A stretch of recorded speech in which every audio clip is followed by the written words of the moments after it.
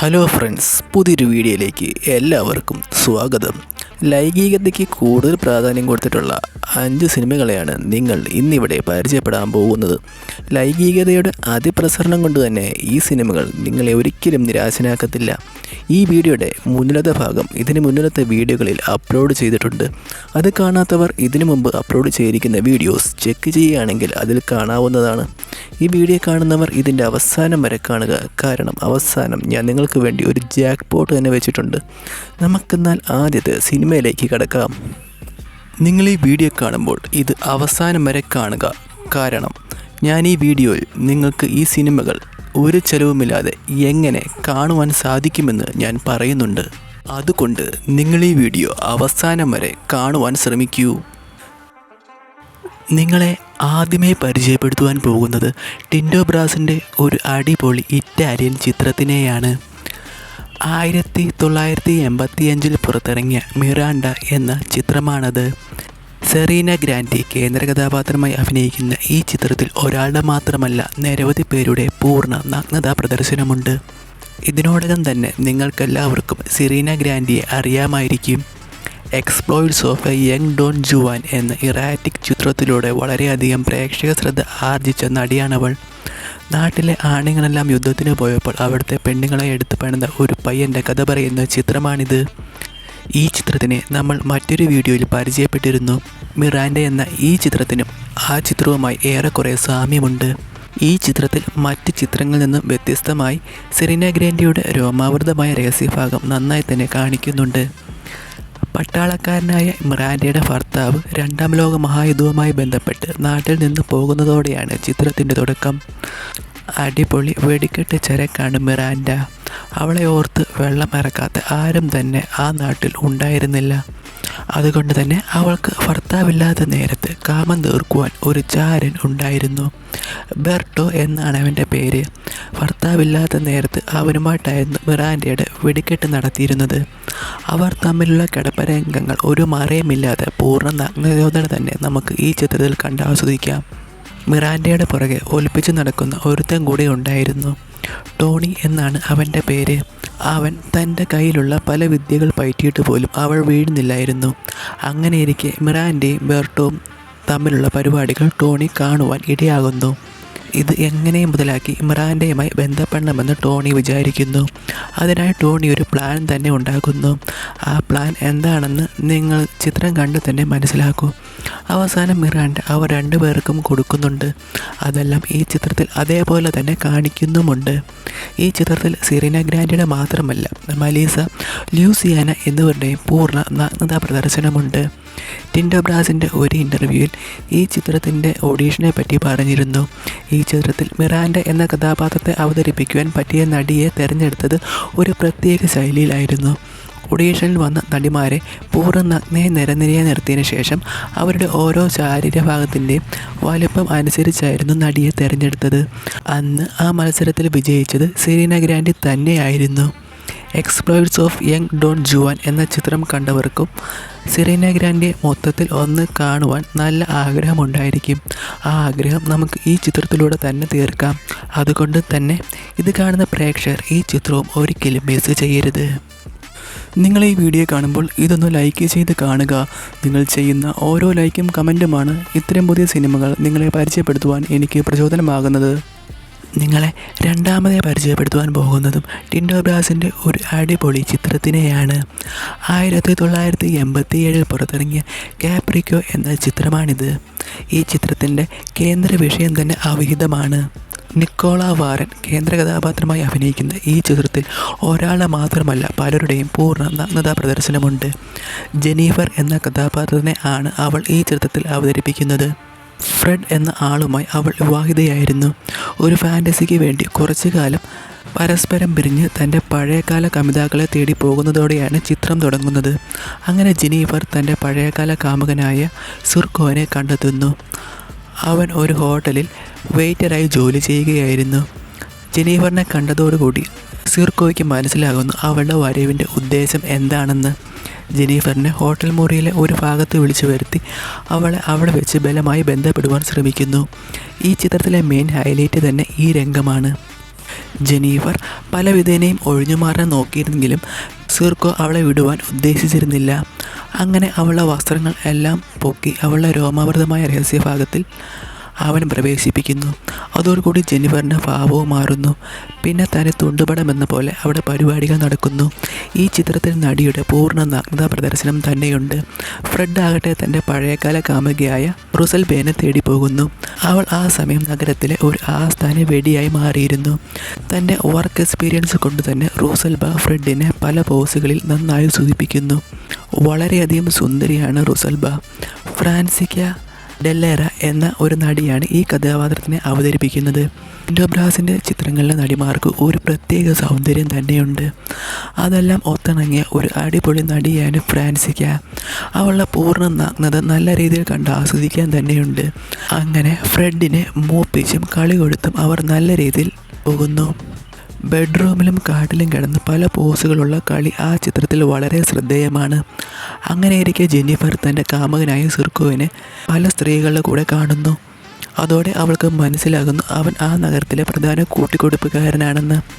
അവൻ്റെ കൂടെ താൻ ഇനിയും നിന്നാൽ തന്നെയും അവൻ പലർക്കും കാഴ്ച വയ്ക്കുമെന്ന് മനസ്സിലാക്കിയ ജെന്നിഫർ അവിടെ നിന്നും തടി തപ്പിപ്പോകുന്നു. അവിഹിതത്തിൽ അവിഹിതം പാടില്ലല്ലോ. ജെന്നിഫർ തനിക്ക് പറ്റിയ അബദ്ധമോർത്ത് ഹോട്ടൽ മുറിയിൽ ഇരുന്ന് കരയുന്നു. ഈ സമയം ഫ്രെഡ് നാട്ടിലെ പ്രധാന വെടിയുടെ കൂടെയായിരുന്നു താമസം. തൻ്റെ വർക്കുമായി ബന്ധപ്പെട്ട് റുസൽബ പുരുഷന്മാരുമായി ബന്ധപ്പെടുന്നത് ഫ്രെഡിന് ഇഷ്ടമല്ലായിരുന്നു. അങ്ങനെ അവർ തമ്മിൽ ഒരു വാക്ക് തർക്കത്തിൽ ഏർപ്പെടുന്നു. അവസാനം റുസൽബ ഫ്രെഡിനെ ഗെറ്റ് ഔട്ട് അടിക്കുന്നു. അങ്ങനെ വളരെയധികം സങ്കടപ്പെട്ട് ഫ്രെഡും അവിടെ നിന്നും ജെന്നിഫറിൻ്റെ അടുക്കലോട്ട് പോകുന്നു. തനിക്ക് പറ്റിയ അബദ്ധങ്ങൾ അവർ പരസ്പരം മനസ്സിലാക്കുകയും അതുകൊണ്ട് എല്ലാം മറന്ന് അവർ ജീവിതത്തിൻ്റെ പുതിയ അധ്യായത്തിലേക്ക് ചുവട് വയ്ക്കുന്നതോടുകൂടി ഈ ചിത്രം അവസാനിക്കുന്നു. അവസാനം നല്ലൊരു ഹാപ്പി എൻഡിങ് കാണിക്കാൻ വേണ്ടി അവർ തമ്മിലുള്ള നല്ലൊരു അടിപൊളി കളി പ്രേക്ഷകർക്ക് മുന്നിൽ കാഴ്ചവെക്കുന്നുണ്ട്. ആ രംഗത്തിലും പൂർണ്ണ നഗ്നതാ പ്രദർശനമുണ്ട്. അതുകൊണ്ട് ഇത് കാണുന്ന പ്രേക്ഷകർ ഈ ചിത്രവും ഒരിക്കലും മിസ് ചെയ്യരുത്. നിങ്ങൾ ഈ വീഡിയോ കാണുമ്പോൾ ഇതൊന്ന് ലൈക്ക് ചെയ്ത് കാണുക. നിങ്ങൾ ചെയ്യുന്ന ഓരോ ലൈക്കും കമൻറ്റുമാണ് ഇത്തരം പുതിയ സിനിമകൾ നിങ്ങളെ പരിചയപ്പെടുത്തുവാൻ എനിക്ക് പ്രചോദനമാകുന്നത്. നിങ്ങളെ മൂന്നാമതായി പരിചയപ്പെടുത്തുവാൻ പോകുന്നത് ടിൻറ്റോ ബ്രാസിൻ്റെ ഒരു അടിപൊളി ഇറ്റാലിയൻ ചിത്രത്തിനെയാണ്. 2002 പുറത്തിറങ്ങിയ ബ്ലാക്ക് ഏഞ്ചൽ എന്ന ചിത്രമാണിത്.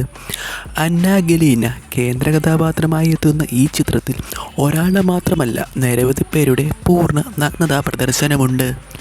ഈ ചിത്രത്തിലും ടിൻറ്റോ ബ്രാസിൻ്റെ മറ്റ് ചിത്രങ്ങളെപ്പോലെ അവിഹിതമാണ് കേന്ദ്ര വിഷയം. നടിമാരുടെ പൂർണ്ണ നഗ്നത മാത്രമല്ല, വിൻറ്റേജ് ചിത്രങ്ങളുടെ മെയിൻ ഹൈലൈറ്റായ രോമാവൃതമായ രഹസ്യഭാഗത്തിൻ്റെ പ്രദർശനവും ഈ ചിത്രത്തിൽ നന്നായിട്ടുണ്ട്. മറ്റൊരു കോമഡി കാര്യം എന്തെന്ന് വെച്ചാൽ ഇറ്റാലിയൻ ഗവൺമെൻറ് ഈ ചിത്രത്തിൻ്റെ ചിത്രീകരണത്തിനായി ഏകദേശം 1.6 മില്യൺ യൂറോസ് ടിൻറ്റോ ബ്രാസിന് നൽകിയിരുന്നു. രണ്ടാം ലോക മഹായുദ്ധകാലത്ത് നല്ല രീതിയിൽ ഇറ്റലിയെ വെള്ളപൂശുവാൻ ഈ ചിത്രത്തിന് സാധിച്ചിട്ടുണ്ട്. അതിനുവേണ്ടിയാണ് ഇത്രയും വലിയ തുക ഇറ്റാലിയൻ സർക്കാർ നൽകിയത്. മാത്രമല്ല ഇത്രയും ഹാർഡ് കോറായ ഒരു തുണ്ടുപടത്തിന് ഇറ്റാലിയൻ സർക്കാർ റേറ്റിംഗ് നൽകിയത് 14 വയസ്സിന് മുകളിൽ ഉള്ളവർക്ക് കാണാം എന്ന പാകത്തിലാണ്. അതുകൊണ്ട് തന്നെ വളരെ നല്ല രീതിയിലുള്ള ഗവൺമെൻറ് സപ്പോർട്ട് ഈ ചിത്രത്തിന് ലഭിച്ചിരുന്നു.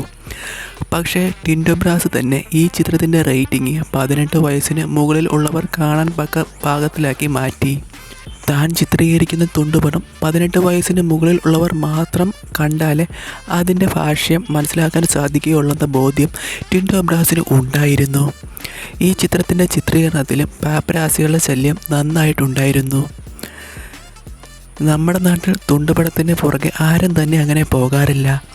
പക്ഷേ ഇറ്റലിയിലെ കാര്യം അങ്ങനെയല്ലായിരുന്നു.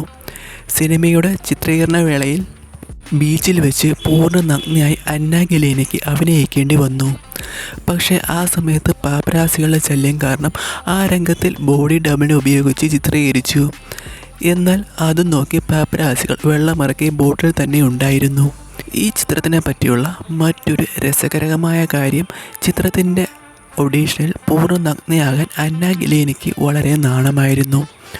അതുകൊണ്ട് ജനങ്ങളിലെല്ലാം കറുത്ത തുണി കൊണ്ട് മറച്ച് വളരെ സ്വകാര്യമായിട്ടാണ് ടിൻറ്റോ ബ്രാസ് നടിയുടെ നഗ്നത ആസ്വദിച്ചത്. നടിയുടെ രഹസ്യഭാഗം ആ സമയം രോമാവൃതമായിരുന്നുവെന്ന് ടിൻറ്റോ ബ്രാസ് തൻ്റെ ഒരു ഇൻ്റർവ്യൂവിൽ പറഞ്ഞിരുന്നു. നമുക്കെന്നാൽ ചിത്രത്തിലേക്ക് കടക്കാം. ലിവിയ എന്നൊരു കഥാപാത്രത്തിനെയാണ് അന്ന ഗലീന ഈ ചിത്രത്തിൽ അവതരിപ്പിച്ചിരിക്കുന്നത്. അവൾ ഇറ്റാലിയൻ പട്ടാളക്കാരനായ യൂഗോവുമായി വിവാഹിതയായിരുന്നു. യൂഗ പട്ടാളത്തിലെ തന്നെ കൂടിയ റാങ്കിലുള്ള ഒരു ഉദ്യോഗസ്ഥനായിരുന്നു. ഇരുവരുടെയും പ്രായങ്ങൾ തമ്മിൽ വളരെയധികം വ്യത്യാസമുണ്ടായിരുന്നു. യൂഗയുടെ കാമസുഖത്തിനു വേണ്ടിയാണ് ഇത്രയും അധികം പ്രായം കുറഞ്ഞ ഒരു കിളുന്ത് പെണ്ണിനെ വിവാഹം കഴിച്ചത്. ലിവിയയ്ക്ക് പക്ഷേ യൂഗയുടെ കളിയിൽ യാതൊരുവിധ സുഖവും കിട്ടുന്നില്ലായിരുന്നു. പലപ്പോഴും ലിവിയ യൂഗയുടെ മുന്നിൽ വെറുതെ കിടന്നു കൊടുക്കുകയായിരുന്നു പതിവ്. അതുകൊണ്ട് തന്നെ തൻ്റെ കാമം തീർക്കുവാൻ ലിവിയ മറ്റൊരു രഹസ്യ കാമുകനുണ്ടായിരുന്നു. ഹെൽമറ്റ് എന്നാണ് അവൻ്റെ പേര്. അവർ തമ്മിലുള്ള പരിപാടികൾ പലപ്പോഴും പരിധികൾ കടന്ന് നടക്കുമായിരുന്നു. ചിത്രത്തിൻ്റെ തുടക്കത്തിൽ കഥാനായികയായ ലിവിയ അവളുടെ മാനേജറും കൂടി ഒരു കാറിൽ പോകുന്നത് കാണിക്കുന്നു. നാട്ടിൽ ഒരു യുദ്ധം നടക്കുകയാണെന്നും അതുകൊണ്ട് തന്നെ പട്ടാളക്കാരനായ തൻ്റെ ഭർത്താവ് യൂഗോയുടെ നിർദ്ദേശപ്രകാരമായിരുന്നു ആ യാത്രക്കിടയിൽ ലിവിയ തൻ്റെ കാമുകനായ ഹെൽമറ്റിനെ കുറിച്ചുള്ള കാര്യങ്ങൾ ഓർക്കുന്നു. ഒരു നാടക തിയേറ്ററിൽ വെച്ചാണ് ലിവിയ തൻ്റെ കാമുകനായ ഹെൽമറ്റിനെ കാണുന്നത്. അവനെ കണ്ട് മൂടിക്കേറിയ ലിവിയ താൻ പട്ടാളത്തിലെ ഉയർന്ന ഒരു ഉദ്യോഗസ്ഥൻ്റെ ഭാര്യയാണെന്നും അതുകൊണ്ട് തന്നെ പരസ്പരബോധമില്ലാതെ ഒന്നും ചെയ്യാൻ പാടില്ല എന്നതുകൊണ്ട് കണ്ണുകൾ കൊണ്ട് കാമനിർവൃതി അടയാനേ അവൾക്കപ്പോൾ സാധിച്ചുള്ളൂ. ഹെൽമറ്റിനും അവളെ ഒറ്റ നോട്ടിൽ തന്നെ ഇഷ്ടമാകുന്നു. പക്ഷേ ലിവിയുടെ തിരിച്ചുള്ള പെരുമാറ്റം കാരണം കൂടുതലൊന്നും അവർക്ക് ആ തിയേറ്ററിൽ വെച്ച് ചെയ്യുവാൻ സാധിച്ചില്ല. തിരികെ വീട്ടിൽ വന്ന ലിവിയ അപ്പോഴും തിയേറ്ററിൽ കണ്ട ഹെൽമറ്റിനെ കുറിച്ചായിരുന്നു ചിന്തിച്ചത്. വളരെയധികം പ്രായവ്യത്യാസമുള്ള യൂഗോവുമായി അങ്ങനെ ലൈംഗിക സുഖമൊന്നും അവൾക്ക് കിട്ടുന്നില്ലായിരുന്നു. അവർ തമ്മിലുള്ള ലൈംഗിക വീഴ്ചയിൽ പലപ്പോഴും തൻ്റെ ഭർത്താവായ യൂഗോയുടെ ആഗ്രഹങ്ങൾക്കായിരുന്നു പ്രസക്തി. അതുകൊണ്ട് തന്നെ ലിവിയ ആ സുഖം മടുത്തിരുന്നു. അങ്ങനെയിരിക്കെ ഒരു ദിവസം ഹെൽമറ്റ് ലിവിയയുടെ വീട്ടിൽ വരുന്നു. ഹെൽമറ്റിനെ കണ്ടതോടുകൂടി ലിവിയ ഭയന്നു പോകുന്നു. എന്നാൽ വീട്ടിൽ ഭർത്താവിൽ നിന്ന് മനസ്സിലാക്കിയ ലിവിയ ധൈര്യം വീണ്ടെടുത്ത് ഹെൽമറ്റിൻ്റെ മുന്നിൽ ചെല്ലുന്നു. ലിവിയയെ കണ്ടതും മൂടിക്കേറിയ ഹെൽമറ്റ് അവളെ ഭ്രാന്തമായി ചുംബിക്കുവാൻ തുടങ്ങുന്നു. പരസ്പരം ചുംബിച്ച് ആമ്പേർ കയറിയ അവർ ലിവിയയുടെ ജെട്ടിയൂരുന്നു. ഈ സമയം ലിവിയയുടെ നഗ്നമായ മാറിടത്തിൽ നിന്നും ഹെൽമറ്റ് ചപ്പിക്കുടിക്കുവാൻ തുടങ്ങിയിരുന്നു. എന്നാൽ സ്വർഗത്തിലെ കടറുമ്പ് പോലെ വേലക്കാരി അങ്ങോട്ട് കടന്നു വരുന്നു. മുറിയിൽ കയറിയ വേലക്കാരി ലിവിയയും ഹെൽമറ്റും കൂടി നടത്തുന്ന പരിപാടികൾ എല്ലാം തന്നെ കാണുന്നു. ഭയന്നു പോവിയ ലിവിയ അപ്പോൾ തന്നെ ഹെൽമറ്റിനെ അവിടെ നിന്നും പറഞ്ഞു വിടുന്നു. പരിപാടി പൂർത്തിയാകാത്ത സങ്കടത്തിൽ ഹെൽമറ്റ് അവിടെ നിന്നും വീണ്ടും വരാമെന്ന് പറഞ്ഞ് മടങ്ങിപ്പോകുന്നു. പിറ്റേ ദിവസം ഒരു പാർട്ടിയിൽ വെച്ച് ലിവിയ ഹെൽമറ്റിനെ വീണ്ടും കണ്ടുമുട്ടുന്നു. ഈ സമയം ലിവിയയുടെ ഭർത്താവായ യൂഗോ അവളുടെ കൂടെ ഉണ്ടായിരുന്നു. അത് ലിവിയയുടെ മനസ്സിൽ വളരെയധികം ഭയം ജനിപ്പിച്ചു. എന്നാൽ എങ്ങനെയും ഹെൽമറ്റിനെ കണ്ട് ഇന്നലെ നടത്തിയ പരിപാടികൾ മുഴുവിപ്പിക്കണമെന്ന ആഗ്രഹം ലിവിയുടെ മനസ്സിൽ അതിതീവ്രമായി നിലനിന്നു. അതുകൊണ്ട് തന്നെ തലവേദന എന്ന കാരണം പറഞ്ഞ് ലിവിയ ഒരു മുറിയിലോട്ട് പോകുന്നു. ലിവിയയുടെ പുറകെ ഹെൽമറ്റ് വെച്ച് പിടിക്കുന്നു. അങ്ങനെ ആ മുറിയിൽ വെച്ച് ലിവിയയും ഹെൽമറ്റും കൂടി ഇന്നലെ നടത്തിയ പരിപാടികൾ മുഴുവിപ്പിക്കുന്നു. ആ രംഗത്തിൽ ലിവിയയുടെ പൂർണ്ണ നഗ്നതാ പ്രദർശനം തന്നെയുണ്ട്. വിവിധ തരം പോസുകൾ നിന്നുകൊണ്ട് അവർ അവിടെ ബന്ധപ്പെടുന്നു.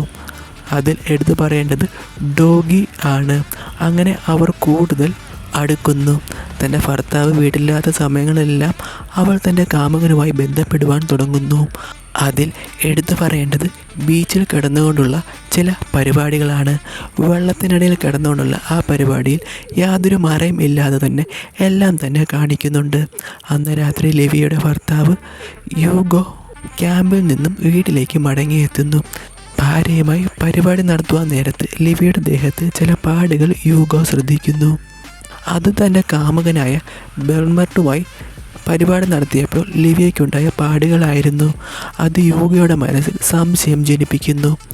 ഭർത്താവുമായുള്ള പരിപാടിയെല്ലാം കഴിഞ്ഞ് ലിവിയ പിറ്റേ ദിവസം ഹെൽമറ്റിൻ്റെ ഫ്ലാറ്റിൽ ചെല്ലുന്നു.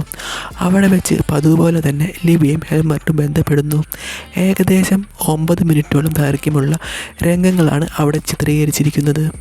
ആ രംഗത്തിലും ലിവിയയുടെ പൂർണ്ണ നഗ്നതാ പ്രദർശനമുണ്ട്. അലറി വിളിച്ചുകൊണ്ടുള്ള ഹെൽമറ്റിൻ്റെയും ലിവിയുടെയും അവിടെ വെച്ചുള്ള കളി വളരെ ശ്രദ്ധേയമാണ്. എന്നാൽ അവിടെ വെച്ചുള്ള അവരുടെ ഇരുവരുടെയും ബന്ധം ലിവിയയുടെ മാനേജർ പൊക്കുന്നു. ബെൽമർട്ട് കാണുന്ന പോലെ ഒന്നുമല്ല അവനൊരു പ്ലേ ബോയ് ആണെന്നും അവന് പല സ്ത്രീകളുമായി ബന്ധമുണ്ടെന്നും മാനേജർ ലിവിയോട് പറയുന്നു. അതുകൊണ്ട് തന്നെ ബെൽമർട്ടുമായുള്ള ബന്ധം ഉടൻ അവസാനിപ്പിക്കുന്നതാണ് നല്ലതെന്ന് മാനേജർ ലിവിയെ ഉപദേശിക്കുന്നു.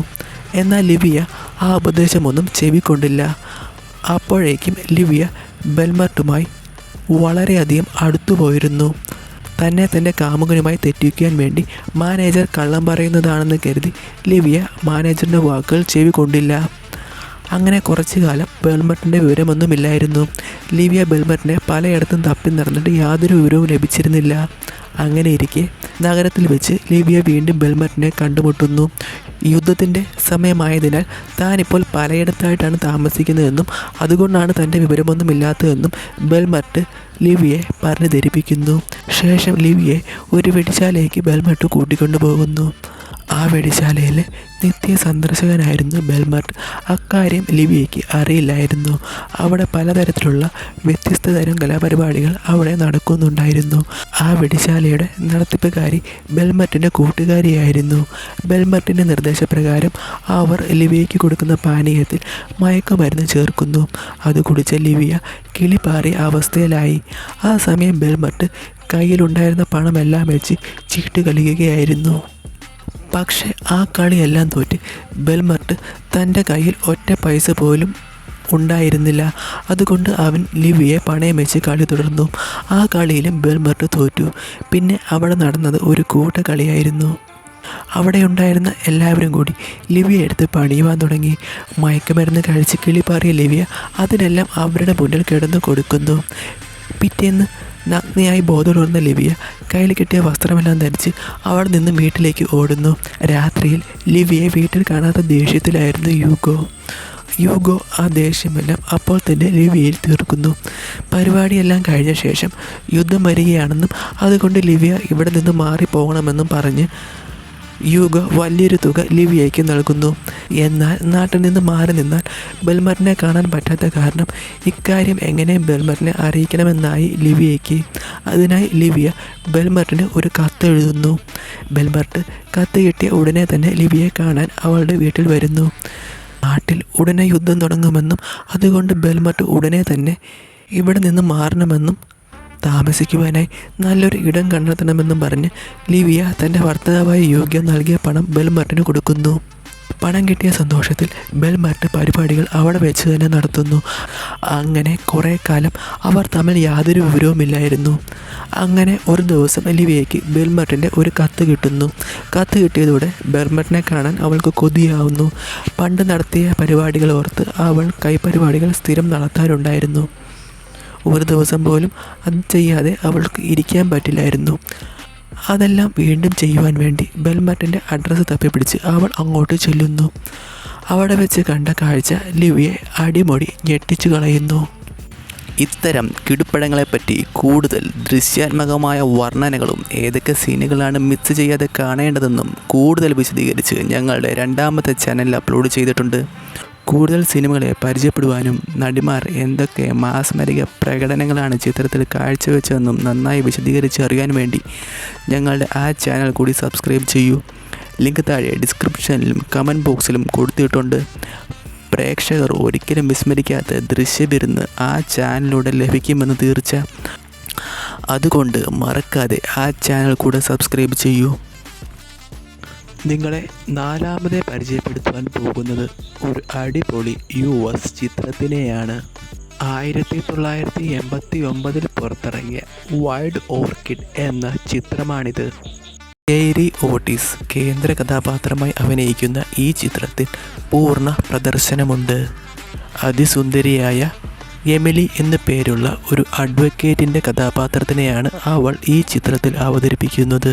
എമിലിയുടെ അപാര സൗന്ദര്യം കൊണ്ടും അടിപൊളി കളികൾ കൊണ്ടും ഈ ചിത്രം നല്ല രീതിയിൽ തന്നെ കാണുവാനുണ്ട്. അതീവ സുന്ദരിയാണ് എമിലി. അവൾ തൻ്റെ കൂട്ടുകാരിയായ ക്ലൗഡിയയ്ക്കൊപ്പം ബ്രസീലിൽ ഒരു റിയൽ എസ്റ്റേറ്റ് ബിസിനസ് ഒത്തുതീർപ്പാക്കുവാൻ വേണ്ടി അങ്ങോട്ട് പോകുന്നു.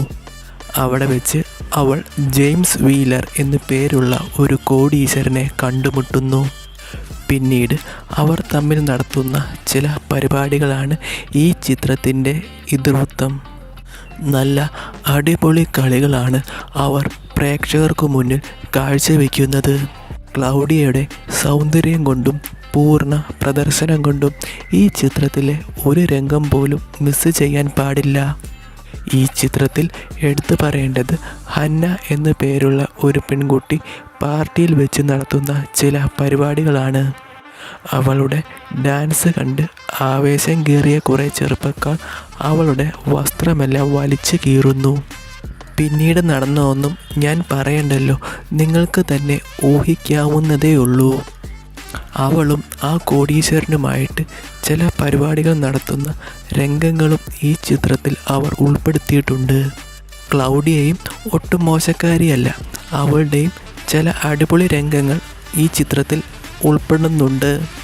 അന്യ സാർട്ടറും ഈ ചിത്രത്തിലെ ഹോട്ടൽ മുറിയിലെ ഒരു രംഗത്തിൽ പൂർണ്ണ പ്രദർശനം കാഴ്ചവെക്കുന്നുണ്ട്. പിന്നെ നമ്മുടെ മെയിൻ ഹീറോയിൻ എമിലി, അവളുടെ രംഗങ്ങളാണ് ഈ ചിത്രത്തിലെ മെയിൻ ഹൈലൈറ്റ്. സിനിമ കാണുമ്പോൾ തന്നെ മനസ്സിലാകും അവളുടെ സൗന്ദര്യം എന്തോരമുണ്ടെന്ന്. പിന്നെ അപ്പോൾ അവളുടെ പൂർണ്ണ പ്രദർശനം കൂടിയാകുമ്പോൾ എന്തായിരിക്കും അവസ്ഥ? അതെ, അതാണ് ഈ ചിത്രത്തിനെ ഞാൻ നിങ്ങളെ ആദ്യമേ പരിചയപ്പെടുത്തുന്നത്. ഇതൊരു R-rated ചിത്രമാണ്. മാത്രമല്ല ഈ ചിത്രത്തിലെ രംഗങ്ങൾക്കും 5 സ്റ്റാർ റേറ്റിംഗ് തന്നെ കൊടുക്കേണ്ടതുണ്ട്. അതേപോലത്തെ മാരക ആവേശകരമായ രംഗങ്ങളാണ് അവർ ഈ ചിത്രത്തിൽ ഉൾപ്പെടുത്തിയിരിക്കുന്നത്. ഒരു റൊമാൻസ് കാറ്റഗറിയിൽ പെടുന്ന ഒരു ചിത്രമാണിത്. അതുകൊണ്ട് തന്നെ കേരി ഓട്ടീസിനെ കണ്ട് ഇഷ്ടപ്പെടുന്നവർ തൻ്റെ ഫേവറേറ്റ് കളക്ഷനിലോട്ട് ഈ ചിത്രം ഉറപ്പായും സൂക്ഷിക്കാം. നിങ്ങൾ ഈ വീഡിയോ കാണുമ്പോൾ ഇതൊന്ന് ലൈക്ക് ചെയ്ത് കാണുക. നിങ്ങൾ ചെയ്യുന്ന ഓരോ ലൈക്കും കമൻറ്റുമാണ് ഇത്തരം പുതിയ സിനിമകൾ നിങ്ങളെ പരിചയപ്പെടുത്തുവാൻ എനിക്ക് പ്രചോദനമാകുന്നത്. നിങ്ങളെ അഞ്ചാമതേ പരിചയപ്പെടുത്തുവാൻ പോകുന്നത് ഒരു അടിപൊളി US ചിത്രത്തിനെയാണ്. 1988 റിലീസായ ടു മൂൺ ജംഗ്ഷൻ എന്ന ചിത്രമാണിത്. ഷെർലിൻ ഫിൻ കേന്ദ്ര കഥാപാത്രമായി അഭിനയിക്കുന്ന ഈ ചിത്രത്തിൽ പൂർണ്ണ പ്രദർശനമുണ്ട്. ഏപ്രിൽ എന്നൊരു കഥാപാത്രത്തിനെയാണവൾ ഈ ചിത്രത്തിൽ അവതരിപ്പിക്കുന്നത്. അതീവ സുന്ദരിയാണ് ഏപ്രിൽ. അവൾ ജനിച്ചത് രാഷ്ട്രീയപരമായി പ്രാധാന്യമുള്ള ഒരു കുടുംബത്തിലായിരുന്നു. വിദേശത്തുള്ള പഠനശേഷം തൻ്റെ കല്യാണക്കാര്യത്തിനായി അവൾ തൻ്റെ വീട്ടിലോട്ട് മടങ്ങിയെത്തുന്നു. അങ്ങനെ ഏപ്രിലിൻ്റെ വിവാഹം ചാഡ് എന്നു പേരുള്ള ഒരാളുമായി നടത്തുവാൻ വീട്ടുകാർ തീരുമാനിക്കുന്നു. ചാഡും രാഷ്ട്രീയപരമായി പ്രാധാന്യമുള്ള ഒരു കുടുംബത്തിൽ നിന്നുമാണ് വരുന്നത്. അതുകൊണ്ട് തന്നെ ഈ വിവാഹം കൊണ്ട് ആ 2 കുടുംബക്കാർക്കും പല നേട്ടങ്ങളും ഉണ്ടായിരുന്നു. അങ്ങനെയെല്ലാം വളരെ സന്തോഷകരമായി നീങ്ങിക്കൊണ്ടിരിക്കുകയായിരുന്നു. ഏപ്രിൽ അങ്ങനെ ഒരു ദിവസം ഒരു കാർണിവലിൽ പോകുന്നു. അവിടെ വെച്ച് അവൾ പെറി എന്നു പേരുള്ള ഒരു സർക്കസുകാരനെ കണ്ടുമുട്ടുന്നു. കണ്ട കാഴ്ചയിൽ തന്നെ അവർ 2 പേരും പ്രണയത്തിലാവുന്നു. അങ്ങനെ പ്രണയത്തിലായ ആ 2 ഇണക്കുരുവികളും നല്ല രീതിയിൽ പരിപാടികളും നടത്തുന്നു. ആ പരിപാടികളെല്ലാം തന്നെ ഈ ചിത്രത്തിൽ തുറന്നു കാണിക്കുന്നുണ്ട്, യാതൊരു മറയുമില്ലാതെ. ഏപ്രിലിൻ്റെ പൂർണ്ണ പ്രദർശനവും ത്രസിപ്പിക്കുന്ന പല കാഴ്ചകളും ഈ ചിത്രം നമ്മുടെ മുന്നിൽ തുറന്നു കാട്ടുന്നുണ്ട്.